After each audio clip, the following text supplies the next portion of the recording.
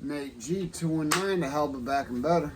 Y'all know what it is. Another one coming at y'all. First, hit that like, hit that subscribe, hit that channel if you want to help out. Trying to get something big, get something growing here. Today is July 15th. It's 2 o'clock in the afternoon. I'm not sure, but you know, normally on a day like today, I'd be at work. But today I'm going to be talking about you never know when it's over with, man. You never know when you're going to take your last breath. And unfortunately, yesterday, a friend and co-worker of mine had suddenly lost his life due to a massive heart attack. And I'm gonna leave that man's real name out of it. We're just gonna call him Monroe. All right, Monroe. He was a very good gentleman, very good guy. Goofy as hell, fun to be around. He'd make time go by at work. He was wonderful, wonderful person to be around. And he just usually made your day a better day. Now, there were those days he could make your days hell.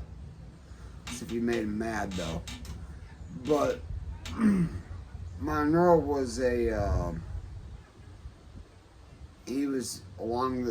he taught me a lot of what I know when it comes to trimming trees next to power lines. I don't just trim trees, I trim them next to the power lines, so you had a whole nother element of danger. Now, he's not one of the guys that climb the trees. He was one of the guys that were in the buckets, which I try to be in the bucket too. I've injured myself too many times to be climbing the trees. It hurts when I do. So, like him, I try to keep myself in the bucket or on the ground. And a lot of it involves being up in the air 55 to 70 feet, sometimes even higher than that. Above power lines, taking big pieces of wood safely down so it doesn't take the power down.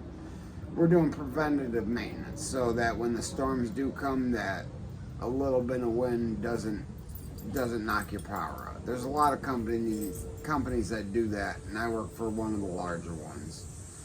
And I enjoy what I do. Now, it's a very dangerous job. It's every day. The second we walk into our trucks, we step into our trucks, our life is on the line. And our job is to make sure the next man, make sure we come home safely, but also the guy with us comes home safely. And sometimes there's nothing you can do. And when there's temperatures 100 degrees with humidity 110 sometimes, and that's no exaggeration, we're under extreme heat warnings.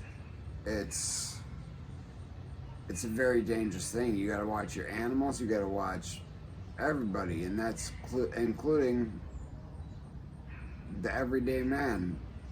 You know, 40-year-olds have gone from massive heart attacks due to heat stroke. And I'll tell you one thing, he wasn't a drug user. He did not do anything inappropriate. One thing he loved was family and outdoor life. He loved going camping and things like that. Now, the reason why I'm talking about this man specifically, because you know those wrong turns I always talk about, how there's several wrong turns that take you to one place. That's prison. He unfortunately had found himself in a prison before. And, you know, he turned his life. He wasn't a hardened criminal. He'd only been to prison one time, and it was something very minor. It's not even worth discussing. It was such a stupid thing, but he did find himself committing some crimes that were in violation that sent him to prison. And it wasn't for a very long time, but 3 Christmases, 4 Christmases, whatever. That's 4 Christmases away from your family. That's calendars, you know, and in the scheme of things, when you meet somebody that has done 35 to 40 years of their lives in prison, you kind of minimize your own time. But as Demetrius White taught me, never minimize your time. He said, because no, that's a man that did 25 years for a crime he didn't even commit. I did an interview with him some months back.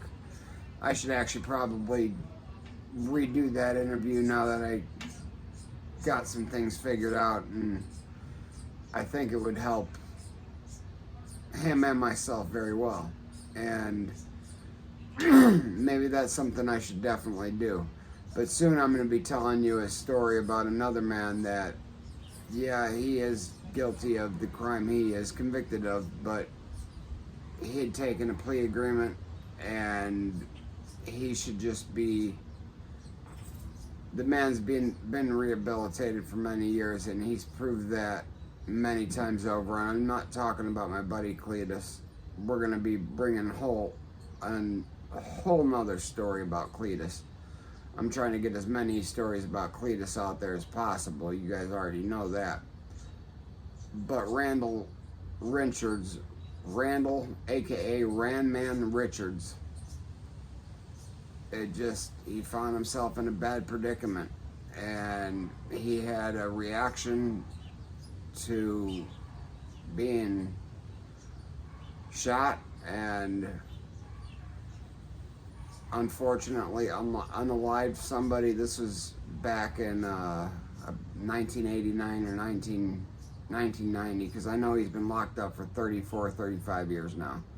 So that long ago, along with my buddy Obadiah Ben Yisrael. His birth name was Christopher Peterson. He's unfortunately labeled the Indiana shotgun killer, and he's actually never taken a life, even though he's convicted of several murders and never took one life. He did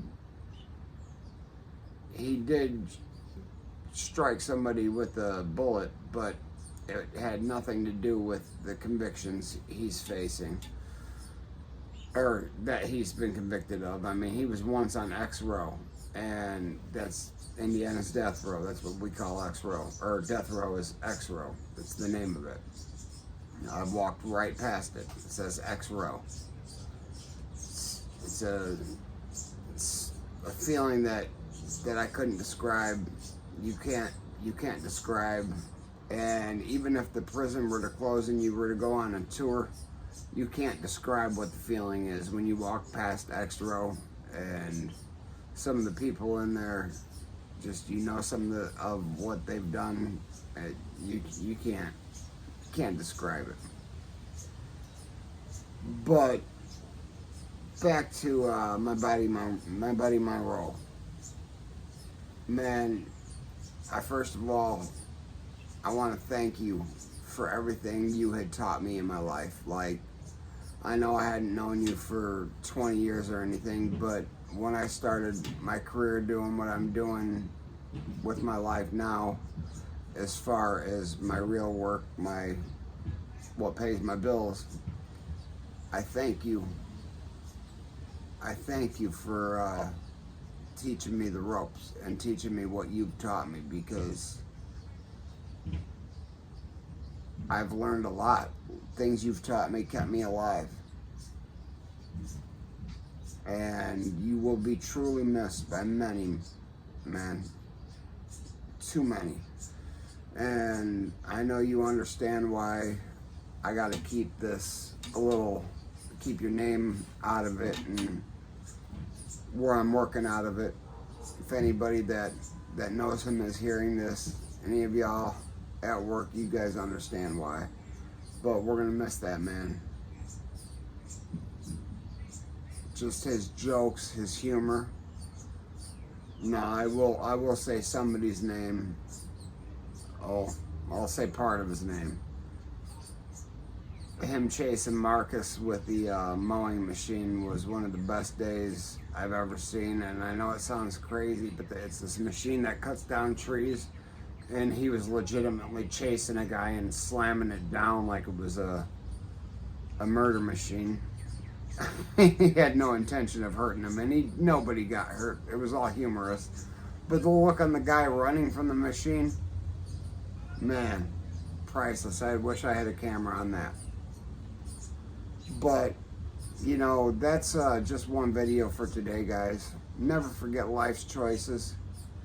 I'm going to try to get another video to you here shortly, so maybe 2 uploading today. But never forget life's choices, because you never know when your last day is going to be there. You never know when you're going to, you know, punch that last clock. And you never know where you're going to be, what the situation's going to be, who you've told you loved. It's a sucky thing, man. But Monroe, when you come back as a bird. Mess with Marcus. That would be great. But hey guys, hit that like, hit that subscribe, hit that channel if you want to help out. You know, if they ain't hating it, you ain't making it. Nate G 219, peace out.